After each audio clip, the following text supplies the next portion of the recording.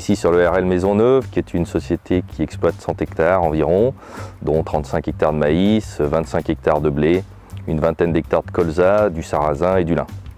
Alors, le maïs grain est une culture historique de l'exploitation depuis plusieurs dizaines d'années maintenant. C'est une culture qui représente environ 30% du résultat, qui se prête relativement bien à la situation géographique et à la situation pédoclimatique du secteur, puisqu'on fait des résultats environ d'une centaine de quintaux par hectare tous les ans. Alors, le maïs, chez nous, on le sélectionne au niveau des variétés en prenant en compte d'abord des indices entre 350 et 420. Ce sont des indices qui permettent d'avoir un taux d'humidité in fine qui est relativement correct et dont les frais de séchage ne sont pas trop importants, puisqu'on considère toujours que pour chacune des cultures d'ailleurs, la marge hectare doit être l'objectif qu'on doit atteindre au final. Alors depuis 4 ans maintenant, nous implantons l'ensemble de nos parcelles de maïs avec le système Strip-Till. C'est un système qui nous permet de faire une implantation plus rapide, donc de gagner du temps lors de ce passage-là, de minimiser nos coûts, et puis de préserver la qualité de nos sols et donc de faire en sorte qu'ils soient de plus en plus pérennes dans le temps. La plateforme Terre d'Alliance qui est aujourd'hui proposée, c'est la première fois qu'on va pouvoir comparer différents parcours culturaux.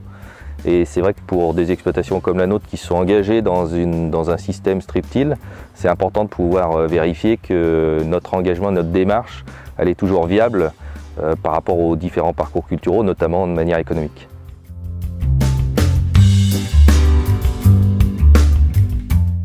Vous êtes au GAEC la chèvrerie du Grand Champ. Nous sommes 3 frères associés en polyculture élevage. Donc un troupeau de 400 chèvres laitières en transformation fromagère à la ferme. Et puis 160 hectares de culture, donc 70 hectares de maïs grain. On fait 5 hectares de maïs épi, une vingtaine d'hectares de blé, 20 hectares de luzerne et le reste en prairie permanente. Donc nos maïs sont implantés dans la plaine de Yenne, situés sur les alluvions du Rhône, des terres à fort potentiel qui nous permettent de choisir des variétés tardives et également à fort potentiel, mais à la condition de les implanter bonne heure pour avoir une récolte assez tôt dans la saison et qui nous permettent de faire des rendements 135 quintaux secs sans irrigation. En ayant 2 productions, on voit bien que nos clients nous demandent d'avoir une image plus propre, notamment pour la nourriture qu'on donne aux animaux pour faire le fromage.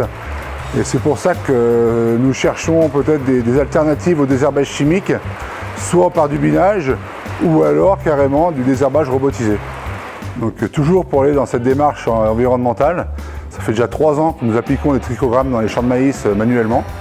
Et c'est pour ça que le 14 septembre, nous aimerions voir un épandage par drone pour voir le rendu sur le maïs.